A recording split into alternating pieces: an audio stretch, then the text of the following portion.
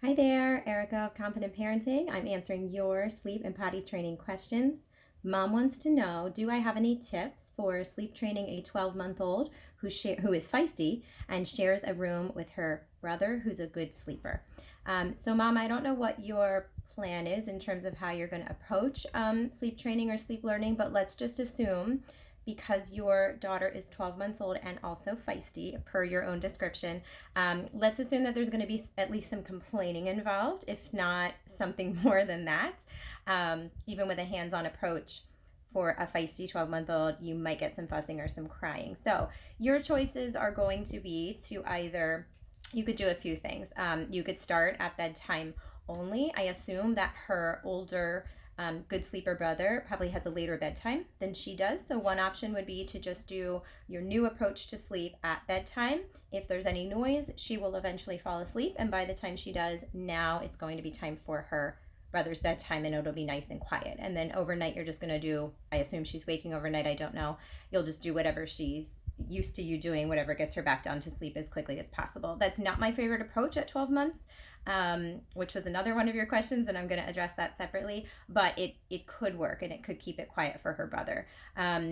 Other options that you would have would be to separate them temporarily. I know that's not ideal, and it isn't always possible. I don't know the details of your space, but you could take her brother out temporarily if he's the easier of the two. And is fairly adaptable and you don't think it'll cause a problem, you could say, we're going to have him sleep elsewhere for at least a few nights just to get over the hump of all the changes we're trying to make with our daughter. And then once that has calmed down a little bit and things are predictable, or you could even wait till it's perfect, then you're going to move them back in together. Conversely, you could also move her out. You could do pack and play in a different room or move the crib if that's an option, and then wait till things are going really, really well. And when they are, then you put the two of them back together.